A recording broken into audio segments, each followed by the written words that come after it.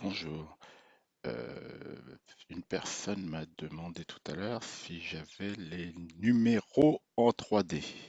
Et donc, je l'ai fait. Donc, plutôt que de les faire, je propose de vous montrer comment le faire vous-même. Euh, tous les outils ne seront pas forcément les mêmes que ceux que j'utilise, mais voilà le principe. Donc, d'abord, je commence par Inkscape, un éditeur vectoriel, dans lequel j'ai préparé une base du lettrage. Ici, c'est un fichier. Ça, c'est le format A4, mais bon, c'est pas important. On a un cadre, là, qui est la taille que je veux. Je veux que ce soit dans du 20 par 20. Donc, 20, et puis ça fait 1 millimètre d'épaisseur. Là, on a ça. Et après, là, c'est une balise texte, ici. Et donc, ce qu'on peut faire, si on veut faire les numéros, on sélectionne tout et on change ce qu'il y avait par un numéro. On commence par le 0. Après, on passe à sélectionner, transformer les objets. On sélectionne tout et on va centrer le 0 par rapport au carré. Normalement, il doit être centré, mais bon. Certains sont décentrés. Euh, on fait apparaître le menu alignement, c'est CTRL-SHIFT A, ou alors objet et aligner distribuer. Euh, Par rapport à l'objet, relativement à l'objet le plus grand, je veux centrer comme ça et comme ça. Bon, ça c'est pas important, mais c'est pour le confort lors de l'édition. Donc là, on a un fichier qui contient en fait une balise texte et on va dire la page que j'utilise pour fabriquer la liste des points, le polygone, il fonctionnera pas comme ça. Il faut transformer en fait ça soit en image, soit en chemin. On va faire en chemin, c'est le plus simple. Donc là, je fais chemin, contour en chemin. Et c'est majuscule, CTRL C. Ici, majuscule, CTRL C. Voilà. Ce qui fait que j'ai deux objets de type chemin. Mais ils sont dans un groupe. On va éliminer le groupe. Bon, ça c'est une bonne pratique, on va dire. Voilà. Et après, on va sauver ça. Enregistrer sous, parce que la base, j'y touche pas. Euh, on va mettre ça. Euh,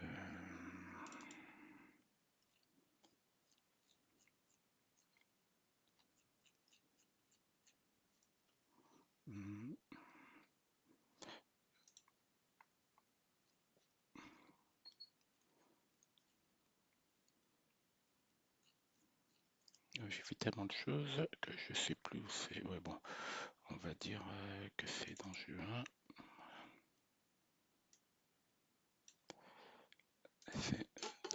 On va l'appeler 0.fg.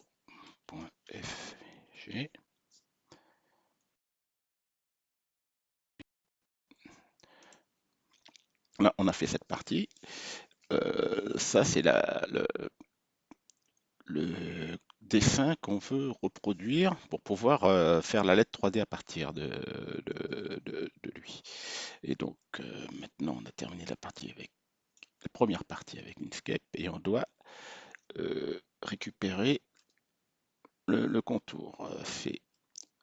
Ici, c'est un petit outil que j'héberge sur un vieux site.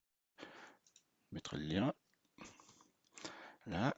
Et donc, c'est un éditeur de polygones qu'on peut récupérer pour injecter dans un autre logiciel qui va l'utiliser pour faire quelque chose, en l'occurrence la lettre en 3D. Enfin, le numéro, le caractère en 3D. C'est un outil. Voilà. vraiment très très simple. Il fait même pas un millier de lignes. Là, ça c'est pour sélectionner, ça c'est pour créer points, ça c'est pour supprimer des points. On va essayer d'éviter ça. Ça, c'est pour avoir un fond, c'est ce qu'on va utiliser. Ici, ça, on va pas utiliser ça, mais ça, c'est pour avoir des segments lignes, et ça, c'est pour avoir euh, l'équivalent de courbe. En fait, c'est des fusions, mais c'est ce qui se rapproche le plus de. Bon, ici, on va cliquer pour avoir le fond. Donc,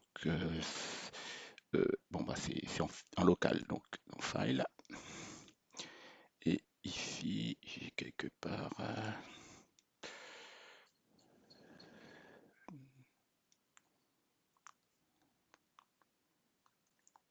Ce que j'ai sauvegardé qui s'appelle 0.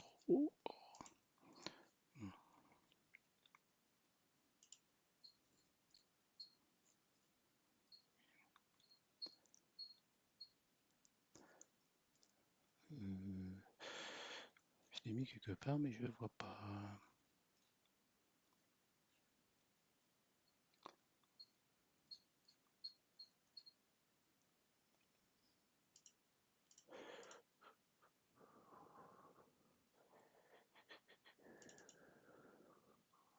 Voilà. Oui, on l'avait là, 13h26. Ok, il est là.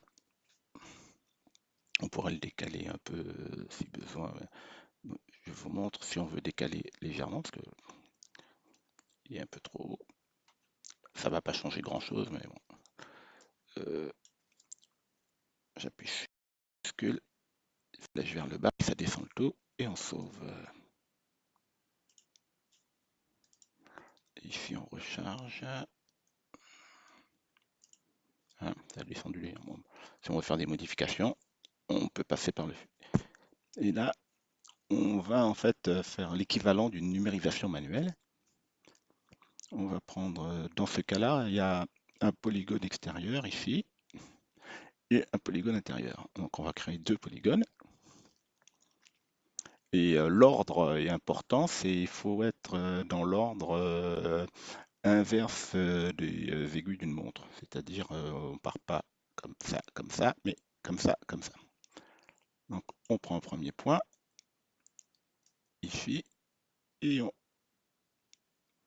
continue à prendre des autres points de façon à former le contour. On l'a fait. S'il y avait des erreurs, mieux vaut continuer et après passer en édition pour corriger les erreurs. Et là, on va créer un deuxième ici.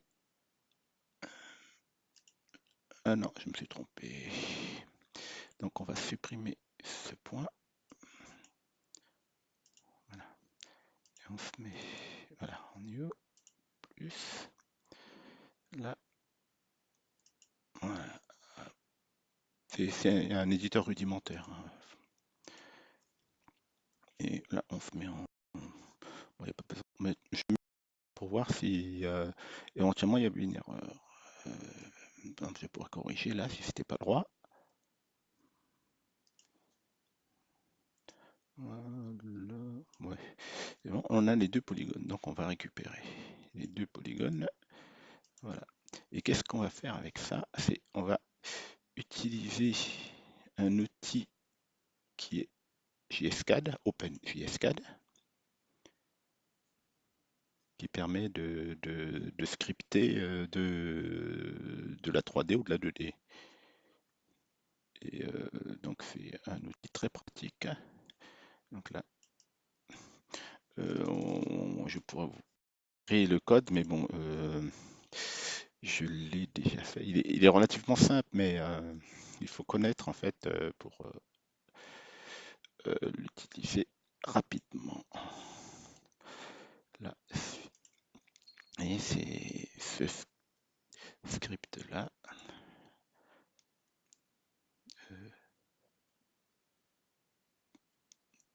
Voilà, c'est plutôt celui-là. Enfin, .js, comme ça il pourra le lire.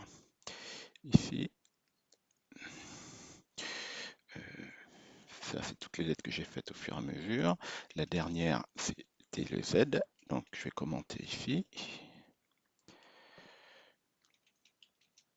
Et je vais rajouter mes polygones. Là. Mais c'est pas directement polygone, c'est les données qu'il y a dedans, les points qui constituent le polygone. Donc je fais un tableau. Là c'est du codage, hein. Donc si vous ne connaissez pas, c'est pas super important. Il faut juste savoir qu'il faut taper, enfin récupérer cette ligne-là. Const pts est égal. On ouvre crochet ouvrant, on ouvre un tableau. Après crochet fermant. Et après on va mettre les points. Donc on enlève polygone point d'interrogation,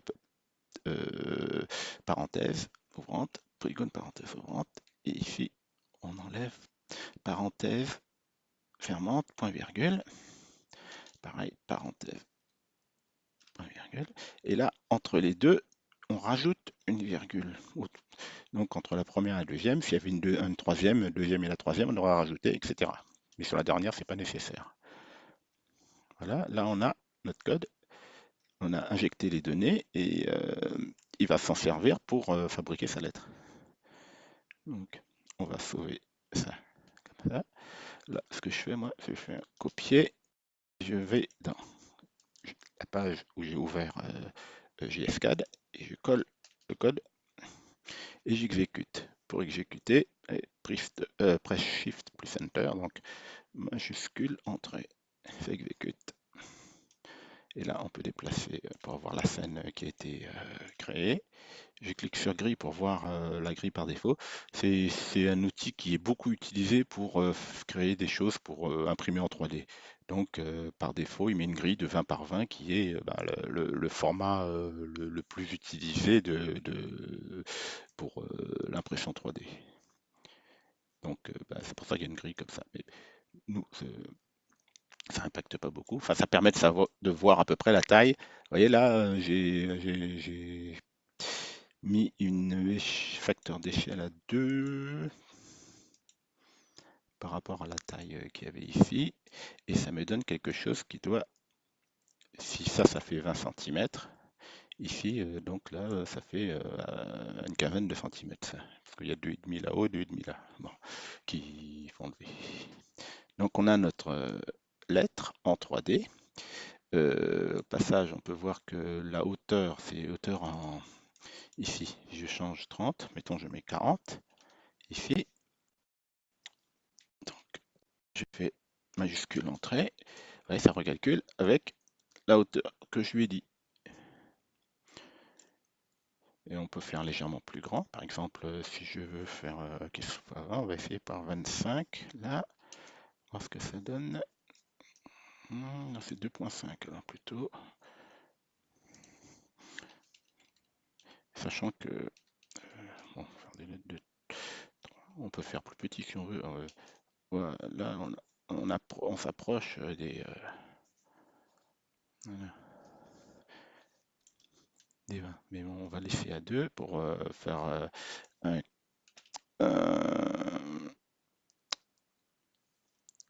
un modèle qui soit la même taille que les caractères. Là. Voilà, on a ça. Et après, une fois qu'on a ce qu'on veut, on le sauvegarde ici, c'est au format OBJ. Je vais exporter tout simplement. Donc je le rajoute dans mon jeu 1, ici. Donc je laisse le souligner et je tape le nom du caractère 0. Voilà. Donc là, on a créé le modèle 3D. Maintenant, ce qu'il faut, c'est pour fabriquer le gabarit, il faut simplement le déplier. Pour ça, il y a des logiciels qui sont faits exprès pour. Pour Windows, vous en avez notamment Pepakura. Et sous Linux, moi je suis sous Linux, Euh, il y avait Blender, mais c'est un peu énorme, quoi, comme pour des petites choses comme ça. Donc j'ai écrit mon propre outil pour le faire. Et donc il est là. C'est artisanal, hein. Euh, là, non, voilà. Et la version Cricut, elle est là. Euh, J'ai prévu des paramètres, mais pour l'instant, j'ai pas encore ajouté enfin, bon, le format. Donc là, on va faire un nouveau dépliage en ouvrant le fichier ici. Voilà, ça nous fait un truc tout moche. Mais on l'a. Donc on peut faire une étape avant de faire le dépliage pour avoir un fichier moins moche. Et en plus, là, on n'a pas la bonne échelle. Donc, on va fermer ça. On va revenir. On a créé le modèle format OBJ. Là. Donc, on va ouvrir ce modèle. Cliquer deux fois. On va l'importer ici. Donc ça c'est Wings 3D, un logiciel simple pour faire de l'édition 3D à la souris. Euh, donc on peut importer des objets en 3D. Là, en l'occurrence, notre objet, on va l'importer à l'échelle 1. D'ailleurs, on garde son échelle. Là, et il est non 0. Donc, où est-ce que j'ai sauvé? Souligner 0. Voilà, il est là. Ok.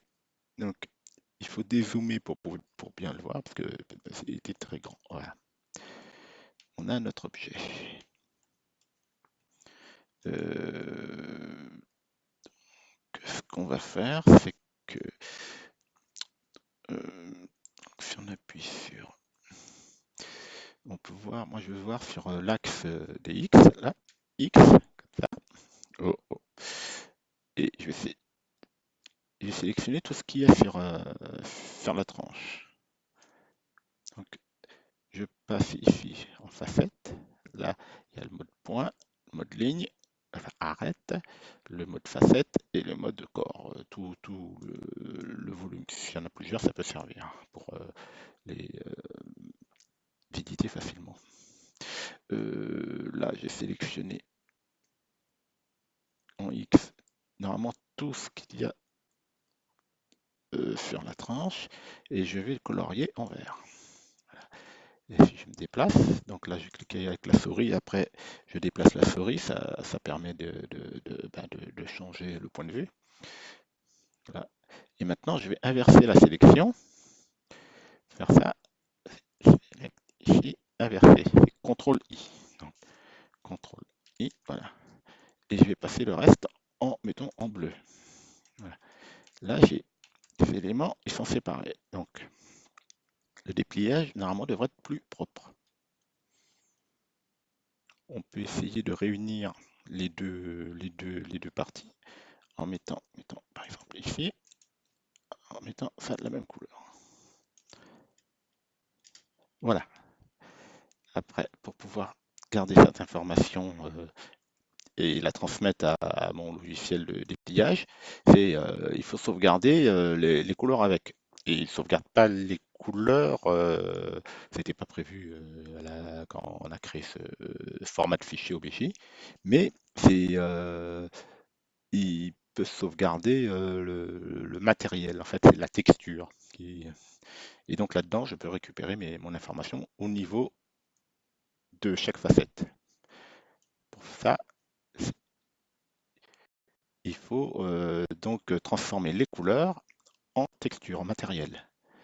On sélectionne le volume, ici, on passe en mode par corps, sélectionne le volume, on fait un clic droit, il y a un menu propriété de sommet qui permet de transformer les couleurs en matériaux. Là. Et là, on a sélectionné les couleurs ici. Et on... Attends, on passe en face. Là, on regarde. Quand on regarde ici, on a matériel, couleur, etc. Donc, on a créé un matériel qui va être sauvé. Et là, si on veut regarder, on peut les voir comme ça, directement. Ce qui fait que je peux, par exemple, sélectionner tout ce qui est bleu. Si je fais sélectionner, etc. On peut faire des changements en cliquant là. Je clique à l'extérieur, je fais sur espace pour annuler la sélection. Et si je veux changer quelque chose, je me mets en mode facette et je clique ce que je veux changer. Je clique le matériel que je veux lui donner et je fais clic droit, assigner à la sélection. Mais bon, on va pas le faire là, mais c'est comme ça qu'on peut éditer facilement.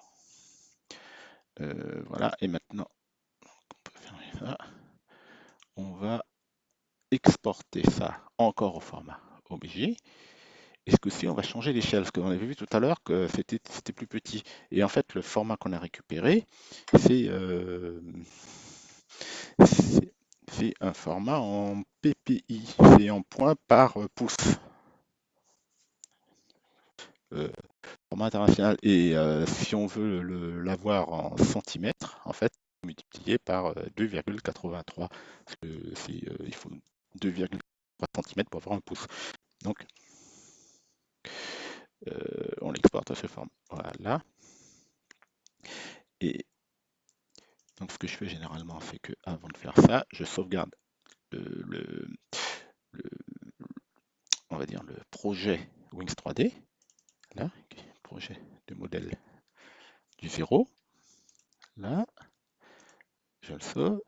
Et après, quand j'exporte, ici, là, il faut toujours avoir ça de sélectionner un groupe par matériau. C'est ce qu'on vient de faire, je vais vous montrer avec les couleurs qu'on a changé en matériel. Là. Et donc, l'échelle d'exportation, 2,83. C'est exactement c'est 2,83,4, mais bon, on n'est pas à ça près. Et on fait OK. Et là, il propose le nom du projet. 0.obj. OK. Et là, maintenant, on retourne ça dans le logiciel. Et on refait la même manipulation, nouveau dépliage avec 0. Ici, ouais, c'est déjà beaucoup plus propre. Donc, on a cette première partie là. Donc, c'est un éditeur vraiment très, très basique, hein. J'ai mis le minimum de fonctions qui pouvaient être utiles. Donc là, on peut tourner ça, ça au centre. Et le reste des éléments, c'est il y a ce qu'il y a à l'intérieur et ce qu'il y a à l'extérieur. Donc là, sur la page 1, on regarde ça. On va essayer de tout ramener à une seule page, à le tenir. Là, on a ça. Je ne sais pas ce que c'est. Je pense que c'est une partie de l'extérieur. Pour l'édition, on agrandit. Ça, je sais pas non plus ce que c'est. On va tout ramener.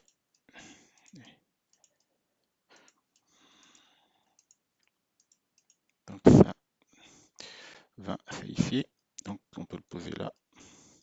Donc pour faire ça, par défaut, on est en mode pièce, là, qui permet de sélectionner des pièces, les déplacer, etc.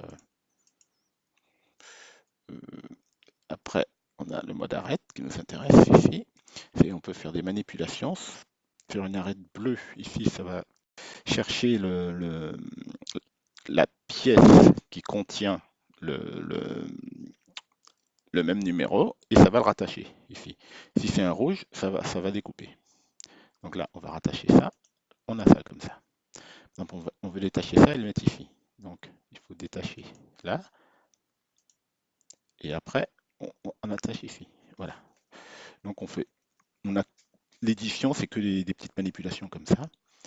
Donc là, on voit cette partie-là. On pourrait peut-être le mettre directement là, mais bon, il faut séparer ça, ça et ça.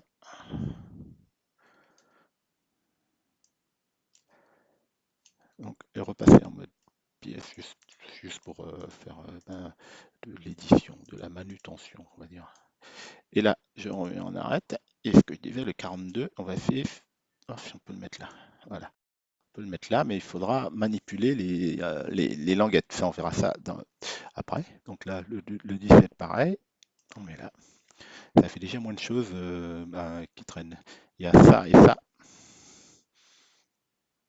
qu'on peut mettre nulle part. Donc, on va les mettre dans un coin du gabarit. On va les tourner. Euh,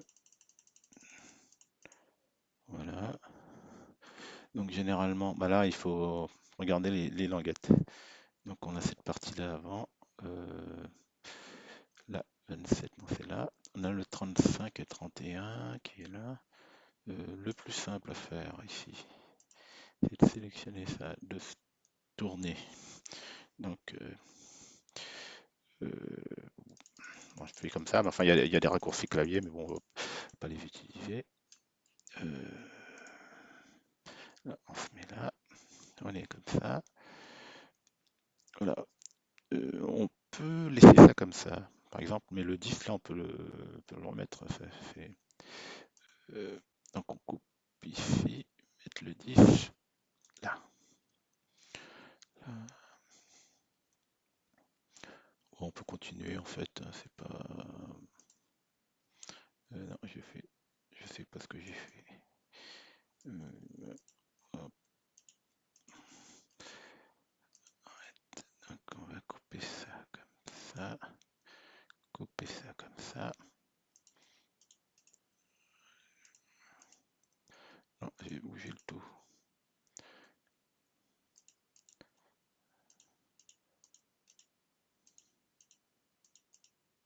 Donc, le 44, on va le mettre là. Hop, ou on va mettre là. Enfin bon, là c'est pas super important, c'est juste, on va dire, esthétique. Je vais peut-être le mettre ici, ça prendra moins de place. Oui, ça prendra moins de place. Après le 31, il est là ou 31 ou 35. Bon, on va mettre. Et hop, 35. Voilà. Donc, voilà, on se retrouve avec un gabarit. C'est comme ça en fait que je fais, que j'ai fait toutes les lettres. 2 minutes, on va dire, d'édition pour chacun. Là. Maintenant, une dernière étape, c'est que en plus, ça c'est quelque chose que moi j'utilise pas parce que je fais en carton, donc on n'a pas besoin des languettes, mais la plupart des gens font ça en papier cartonné et c'est bien d'avoir les languettes.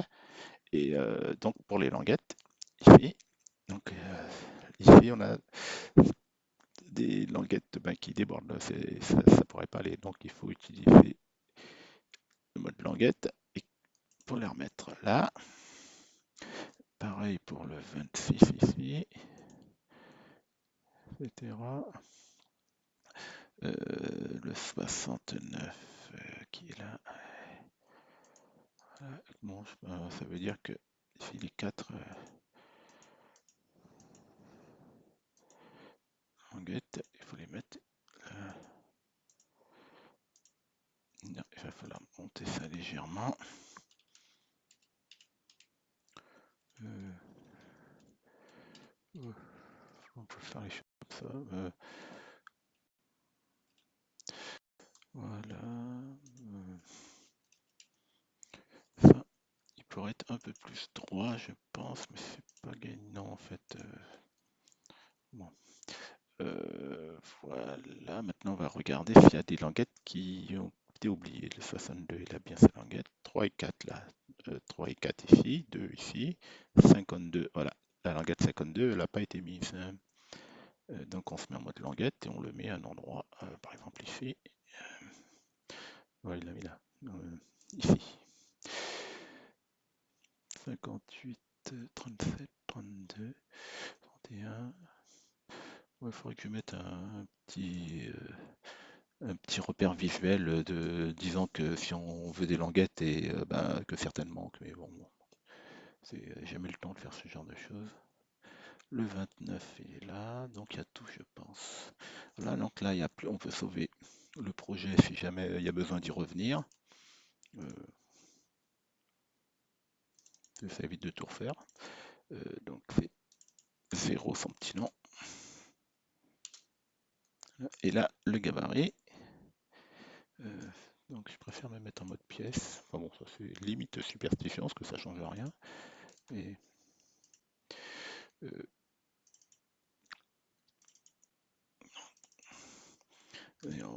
voilà. Et là, on a la dernière étape. Donc on peut fermer ça. On revient sur Inkscape. Pas pour ça. Hein.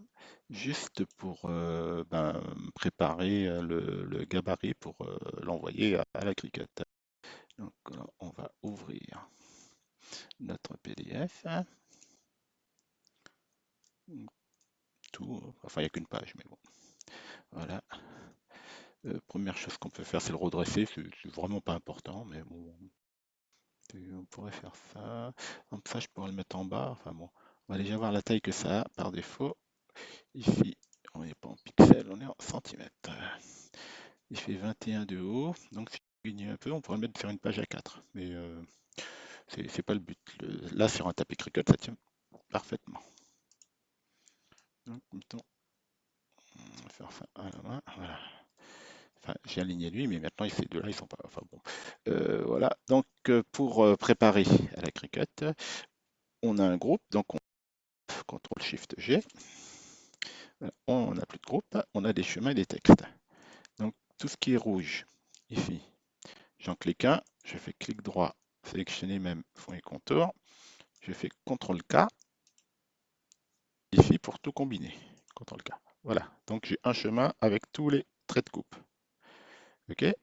Après, les plis montagne. Je sélectionne même fond et contour et je fais CTRL-K. Voilà, j'en ai qu'un. Enfin, là, dans ce format-là, je le fais un peu plus petit, on voit mieux, quoi. Voilà. Et après, pareil pour les plis vallées. Donc, fond et contour, on fait CTRL-K. Voilà. Et maintenant, il n'y a plus que les numéros. La numérotation, moi j'utilise deux types de numérotation. Il y a en bleu, là, ce qu'on trouve le plus souvent, ce sont des arêtes, comme la 8 là et la 8 ici. Là. En fait, des arêtes qui sont sur la même pièce. Donc je mets un numéro en bleu. On va sélectionner une. On sélectionne tout. Donc on a sélectionné, on a 34. On a 17 assemblages à faire comme ça. Donc là, texte, c'est que ça va pas. Donc ce qu'on peut faire, c'est ce qu'on doit faire, c'est transformer en chemin. Et le transformer en chemin, objet en chemin, c'est majuscule Shift CTRL C, majuscule CTRL. Voilà. Mais quand on fait ça, ça met chaque texte, enfin chaque lettre même, dans un. Donc là, il y en avait qu'une, mais si c'était des mots, ça ferait des centaines de groupes. Là, on va dégrouper. Donc, je vais dégrouper. C'est objet ici, dégrouper. C'est CTRL G pour grouper et majuscule CTRL G pour dégrouper. Donc, majuscule CTRL G. Donc, majuscule CTRL G. Ah. Et là, on a 48 objets de type chemin. On les CTRL K. Voilà. Et on fait pareil pour l'autre.